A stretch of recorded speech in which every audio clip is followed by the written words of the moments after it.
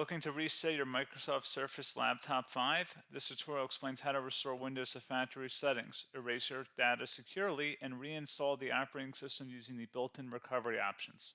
So this should hopefully be a pretty straightforward process, guys, and without further ado, let's go ahead and jump right into it.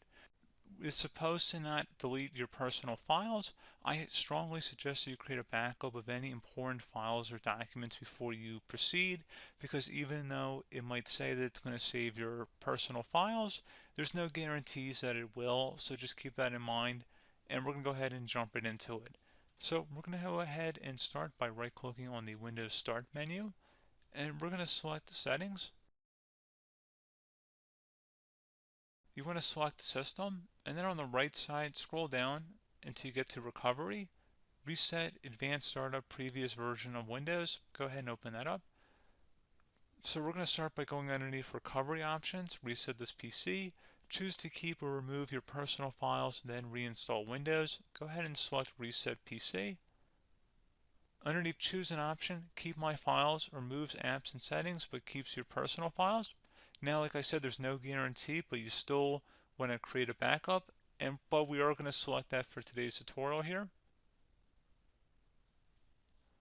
And it's going to ask how would you like to reinstall Windows. I usually do a local reinstall, so that's what I'm going to select. And current settings is going to reinstall Windows from this device, and then we're going to select next again. This shouldn't take too long here, guys. And resetting will change settings back to their default, keep personal files, reinstall Windows from this device, remove all apps and programs, and you can also view what apps will be removed. This will take some time and your PC will restart. These are the apps that will be removed, so take note of that. So you're definitely going to have to reinstall some stuff once it's done. So it looks like I accidentally closed out of there, so I'm just going to go back to exactly where we were. And we're just going to go ahead and proceed with the reset here and select reset.